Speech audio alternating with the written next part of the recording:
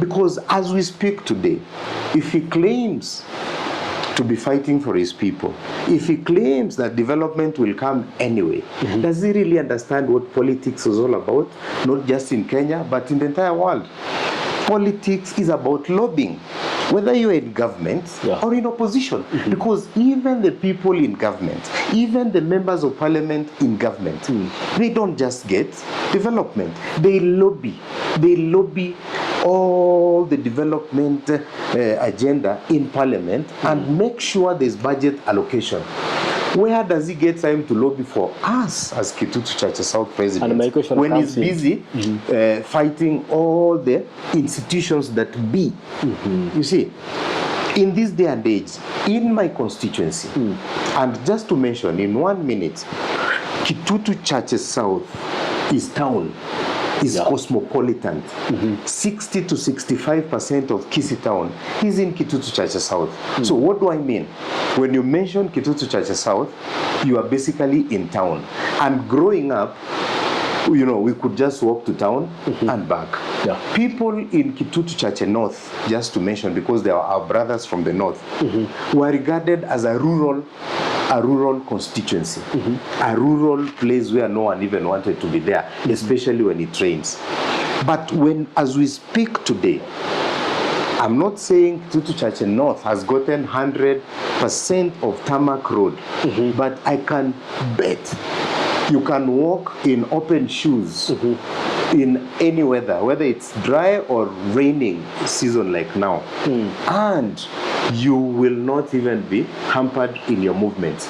Growing up, people from, when it rained, people from Nyakoe could not access Marani Center or Marani Market, for example. But now it's tarmac through, courtesy of the push by the Member of Parliament for Kitutu Chache North. What has happened to South? South is quickly turning into a rural constituency, which should not be, because you are in opposition. And the only reason he keeps saying is because we're in opposition. I mean, Raila Odinga was in opposition for the longest, but the kind of development we always see going towards his place is enormous. So these deja vu, confusing people that because you're in opposition we will not get development, is just a scapegoat so that it keeps on utilizing our resources unabated. And remember, the noisiest of them all sometimes is the biggest thief, but they will use the noise to camouflage themselves. I steal from you or I stab you, and I start chasing, making a lot of noise and appearing holier than thou, just to disguise the community, to disguise everyone, and feel as if I am the defender of the people. That is the kind of drama we are experiencing in Kitutu Chache South. So, in short, you are saying in Kitutu Chache South, ni drama na vipindi. Thank you. You summarized it. Hakuna maendeleo. Hakuna maendeleo. There are villages. In those 4 years, he has been in the area MP. Villages without electricity. 1 to 10, unampa ngapi? 3. 30%. Yes. We have villages without electricity, impassable villages, poor roads, even just the normal Maram roads, poorly maintained, no drainage, but money has been spent on those roads. Most of our classrooms are dilapidated. I've been to several of them. Our mothers still, they cannot access clean water, and a few, and I will mention them, a few boreholes that he claims to have, pushed for drilling are dry even before they were commissioned. And the reason was very simple, because they were hurriedly done. It was just to siphon out funds for other uses. And when we talk about, I use this such a forum to also do what I call civic education. Yes, health is devolved, and health is not a member of parliament's function. yes, himself and others have really championed and claimed how the current system of SHA is bad and theft and all that. The only problem or the only rider I bring on is what is the counter solution to our people in the meantime? Because he knows he has a cover. Our people have no cover. As much as there is or there could be perceived fraud in this system, what is the solution to our people?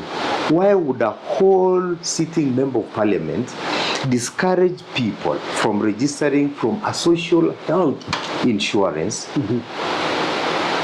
And the same people are suffering, selling their cattle, selling their land to pay simple hospital bills. Why don't you keep your people alive for now, so that in future, the future that you think you're going to give, they can be there to experience it? Because as it is, SHA was approved in Parliament. Yes, him and others, they have approved it. We have a directorate, a whole directorate running it, and a CEO running it currently. Despite the challenges, that is what we have. Why would I tell my mother, or why would I not register my mother? As I fight the wrongs in SHA, what is the solution to our people who are dying in the villages? So Kibagendi is not giving the solutions. There's no solution, because you tell people not to register. Yeah. You discourage people not to register. When these people fall sick, who is there to take care of their hospital bills? So the misconception that it is just like saying my house is leaking. Yeah. Therefore, I would rather be rained outside than be in a house that is leaking. So why would you expose our people to no cover at all? Why don't they get this cover as we keep fighting the ills, the perceived ills of this cover from within? So that does not mean that the system is perfect, but it is the system that is working for now. Even you and me fall sick, our children fall sick. When we go to hospital, we present SHA as a card, and it covers us. So why would I go to the village and encourage everyone to take SHA? Because that is the system for now. That is the law for now.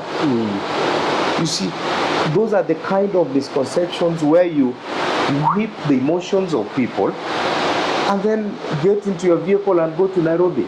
Let the people leave the people suffering in the villages. So those are the issues that I want to, address head on. And within the next 365 days, I know our people of Kitutu Chache South shall have made a decision that we no longer need noise, activism, and so many other hulabaloo that happens in politics, but we shall focus and settle down to leadership that delivers for the people, not leadership that delivers for an individual. You don't fear him? You don't? You don't fear him? Thank you for the good question. Unajua tumesikia Yes. Uko mnaenda gym sana. That's a good one. My brother, fear is a perception, and I will use an analogy, and I'm not calling anybody a dog, but all of us have kept dogs or have interacted with dogs. Sometimes the dogs that make the most noise are the most useless dogs to even guard your home. The real dogs that can guard your home and bite are the quiet dogs that know their job. So I am the quiet dog that knows its job.